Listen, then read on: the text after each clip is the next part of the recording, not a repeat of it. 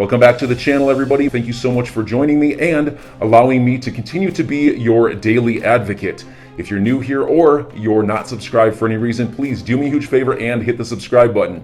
Thank you to all of you who have been watching and following me for so long. It truly means a lot, and I'm glad that I can be this person. I want to start this video by giving a congratulations to Susan Miller, who linked to, this article's in Yahoo Finance this morning or yesterday.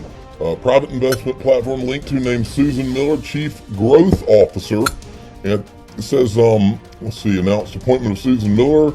Miller will lead Link2's growth and marketing initiatives for particular focus on attracting more accredited investors to the platform and expanding the Link2 ecosystem. Just to show you a little about Susan Miller, I just wanted to show you this.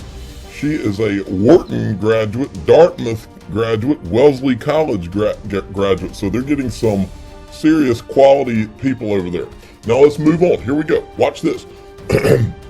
Several federal officials, both privately and publicly, are pushing back against calls by St. Louis Fed President Jim Bullard Thursday for supersized rate hikes. And that's from Steve, I think they changed his name to Leisman. Remember, Stephen Leisman from CNBC, this guy has been the biggest proponent, the biggest cheerleader for what the Fed has done with all this money printing for the last 15 years.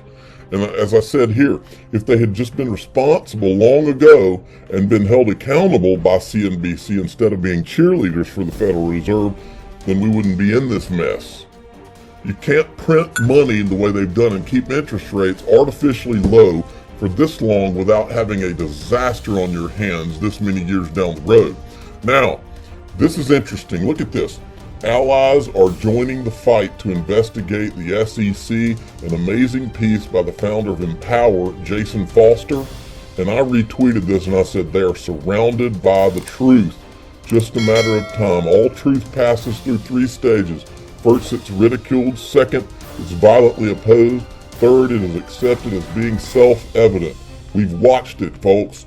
This article deserves for you to hear every single word, and so I'm going to go through it, shining a light on, because remember, this Jason Foster, this guy came to the party from nowhere. None of us, I've never met the guy. None of us knew this guy beforehand, and as John Deaton said, this guy came out of nowhere. I always said that they didn't count on John Deaton, and they didn't count on people on Twitter and all to be so upset. They also didn't count on Jason Foster. And so Jason Foster is definitely one of the good guys in this, and he deserves for you to hear this entire article. So I'm going to do it as fast as I can. Healthy financial markets need clarity and transparency to function properly. Financial regulators are supposed to write clear rules so that markets can operate on a level playing field. Instead, they sometimes make arbitrary enforcement decisions that look unfair and undermine public confidence in their integrity. Among the safeguards against the kind of government overreach that distorts markets and hinders innovation, the Freedom of Information Act is a vital tool for Americans to enforce transparency and accountability on the government. But it takes a lot of persistence to make FOIA work the way it should. Here's an example to illustrate my point. In August 2021, Empower Oversight, a non-profit public integrity group that I founded last year, filed requests under FOIA with the SEC seeking documents related to 3 SEC officials and alleged conflicts of interest. For 7 months, the SEC has delayed and stonewalled, failing to cough up a single page. It has taken 2 administrative appeals and a federal lawsuit to get the agency to even admit that it has the documents we are seeking. At first, it issues a letter claiming that no such records could be found, which turned out to be false. What is this controversy about, and why should you care? Developers and users of digital currencies have sharply criticized the SEC for its failure to enact clear rules for digital tokens while taking selective and inconsistent enforcement actions. Whether these digital assets known as cryptocurrencies should be treated as securities that are subject to SEC's jurisdiction or as commodities which, like traditional currencies, fall outside of its jurisdiction is a controversial and unresolved question. Rather than adopting clear rules based on neutral policies to guide innovators, investors, and regulators in the crypto space, critics say that the SEC has instead arbitrarily tried to enforce securities regulations against developers of some digital currencies while allowing others to operate unmolested. Critics also point to an appearance that conflicts of interest may have tainted these SEC enforcement decisions. Empower Oversight's FOIA requests are aimed at learning whether any SEC documents might support the widespread claims of apparent conflicts that are undermining public confidence in the SEC's neutrality and objectivity. Specifically, 3 former SEC officials had a direct hand in crypto enforcement actions that moved the markets. Former Chairman Jay Clayton, former Director of Corporate Finance William Hinman, and former Director of Enforcement Mark Berger. The fact that all 3 have personal financial ties to entities that benefited from the SEC's enforcement priorities has naturally raised suspicions, particularly among holders of the digital assets impacted directly by the SEC's actions. Was the SEC aware of these financial ties, and what, if anything, did it do to mitigate the appearance of conflicts of interest? Did any of these men communicate while inside the SEC with those who paid them before, during, or after they were involved in these enforcement actions? These are some of the key questions that the SEC needs to address in order to restore public faith in its integrity. Why have so many lost faith in the SEC's objectivity? On the last day of Clayton's term as SEC chairman, Berger's division filed a lawsuit against the crypto industry giant Ripple Labs. The SEC alleged that the token XRP has been an unregistered security since its inception and that all of its sales since 2013 had violated Section 5 of the Securities Act. At the time of the enforcement action, XRP was the 3rd largest cryptocurrency on the global market behind Bitcoin and Ether. In fact, it was going back and forth with Ether, actually, as I recall. Could be wrong, but I think I'm right. The December 2022 lawsuit immediately crashed XRP's trading price on exchanges, which then delisted the token out of fear of further SEC retaliation. The SEC's action essentially wiped out $15 billion in value for tens of thousands of retail holders around the world. That didn't exactly further the SEC's official mission to protect investors. Adding insult to injury, the SEC unsuccessfully opposed allowing these holders of the token to file amicus briefs in the case. Immediately after filing the Ripple lawsuit, Clayton and Berger left the SEC to work for companies that have financial interests in promoting Bitcoin and Ether, and the two leading competitor digital currencies to XRP. Clayton returned to the Wall Street firm Sullivan & Cromwell, where he'd made his fortune before his SEC service and where one of its clients, Consensus, is a direct competitor of Ripple. Clayton also joined the advisory council for cryptocurrency hedge fund One River Asset Management, which had consolidated $1 billion investment in Bitcoin and Ether shortly before Clayton's agency filed the Ripple lawsuit. For his part, Berger joined the Wall Street firm Simpson, Thacher & Bartlett, which is a member of the Enterprise Ethereum Alliance, a coalition built by Consensus to promote and market Ether. Hinman's ties to Simpson Thacher, to which he returned after leaving the SEC, were much deeper. He'd been a partner at the firm before joining the government, and during his tenure at the SEC, Hinman received more than $15 million in payments from the Ethereum-linked firm. Perhaps the most glaring questions arise from a high-profile speech that Hinman gave in 2018, where he declared that putting aside the fundraising that accompanied the creation of Ether, the token was not a security, and its sales were not securities transactions. Ether's market value subsequently rose by more than 600%. Evidence made public in the Ripple case reveals that Hinman met with Consensus on multiple occasions before giving the speech, as well as a group of lawyers organized by venture capital giant Andreessen Horowitz to present a safe harbor regulatory white paper that exclusively mentioned Ether. 3 months before, man, I'm so glad I'm reading you every word of this article. Let me tell you what, just reading this article just reminds me of everything we've been through and everything we've shown. It just pisses me off. These people have to be investigated. It really makes me angry when I read this, because this guy has put it all together. He gets it. And he knows that he's got the truth on his side. And the people involved in this have got to pay if we still have the United States of America. Everybody listening to my voice, I don't care if you're an Ether investor, a Bitcoin investor, an XRP, or a freaking Dogcoin investor, you should be pissed off about this. These people should be ashamed of themselves. Everybody involved in this, and the people that continue this going should be held accountable.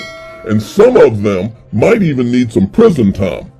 This is disgusting, what I'm reading to you, and I'm glad I'm reading every word. These people, something has to be done here. Listen to me roar, because this pisses me off for the sake of everyone out there, and for us to even have a country. People like this have to be investigated. If they can prove they didn't do anything wrong, then prove it. But this smells like my son's dirty socks after he gets home from baseball practice. This is disgusting. Well, I lost my place. I'm so just pissed about it. 3 months before Ripple lawsuit was filed, Clayton's firm, Sullivan & Cromwell, assisted Consensus in its acquisition of the Quorum platform, designed to directly challenge Ripple's cross-border payments business. And in addition to returning to Simpson Thacher, days after the Ripple case was filed, Hinman became an advisory partner to Andreessen Horowitz' multi-billion-dollar crypto investment fund. With all this evidence raising questions about the objectivity of the SEC's enforcement agenda, critics are pointing to Clayton, Hinman, and Berger as the latest examples of the classic revolving door between regulatory agencies and the companies they regulate. This is understandably frustrating to citizens who are fed up by a lack of transparency in how enforcement actions are taken and a lack of oversight by agency ethics offices that are often toothless by Congress, which is the last resort for Americans who want meaningful oversight of the regulators by its elected representatives. The SEC has yet to answer Empower Oversight's FOIA lawsuit. We had asked for communications between Clayton, Hinman, Berger, and those outside the SEC with a financial interest in the SEC's enforcement decisions. At first, the SEC claimed it could not find any, but following our appeals and questions about how the searches were done, the agency recently admitted that around 1,000 pages of communications between Hinman and Simpson Thacher turned up after all. As of this writing, though, the SEC has failed to turn over any of those pages. Today, February 11th, 2022, was the deadline for the SEC to answer our lawsuit in court. On Thursday, February 10th, we agreed to a 1-week extension on the condition that the SEC provide the documents it has already located.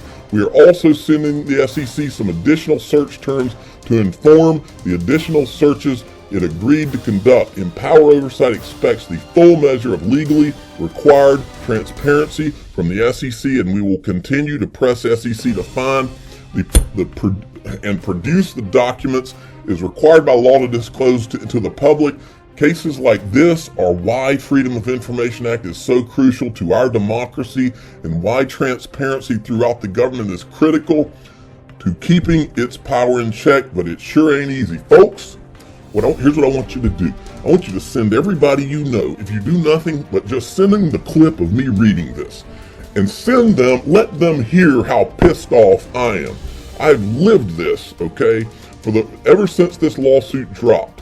I never wanted to go here. I've been forced to live this, and it smelled to high heaven when it first happened, and I, along with many people out there, have helped to piece together what happened.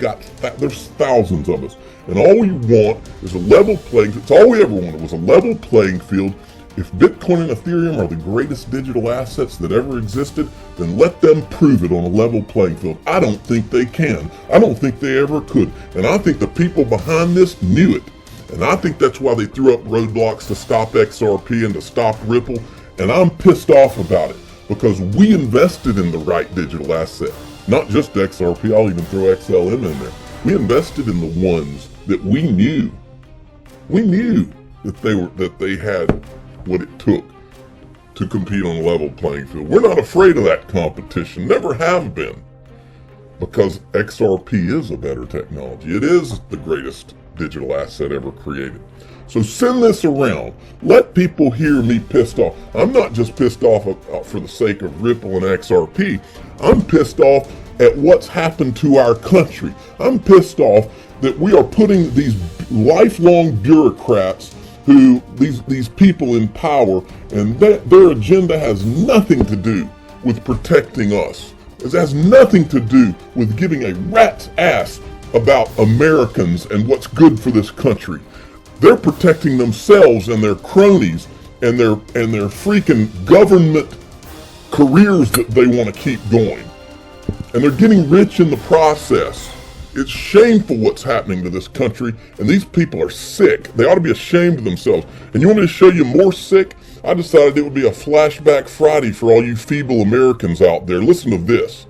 I still don't understand how Ethereum was able to build out its technology with an ICO, which is definitely a security, thus that demands SEC regulation and the costs associated with it, and Ripple doesn't. The Kremlin arranged for Vitalik to meet one of Putin's powerful surrogates, Kyrgyzstan President Rustam Minakhanov. The policy certainty in the U.S. exists for Bitcoin and Ethereum, despite the fact those are China-controlled platforms. The U.S. government gave regulatory clarity to Bitcoin and Ether. This was 2 years ago now, more than 2 years ago. The Director of Corporate Finance, Bill Hinman, gave a speech providing clarity that the SEC did not view Bitcoin and Ether as securities. The U.S. government still does not know what it's doing when it comes to crypto. Also a tradition of stability, so it's not like some tiny tax haven that's going to turn against us the moment that the U.S. government wants them to.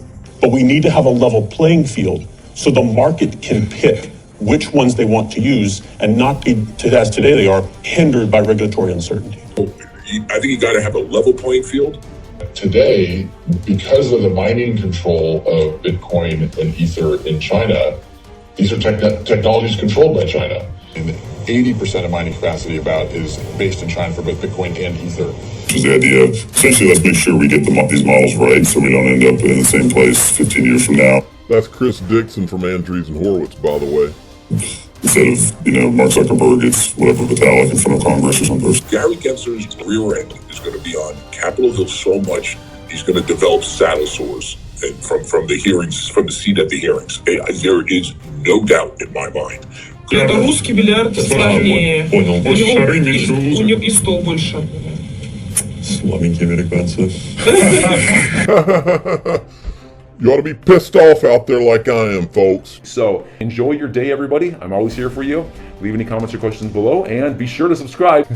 But thanks, everybody. I really appreciate you. Enjoy your day, and I always have your back. So thanks so much, everybody.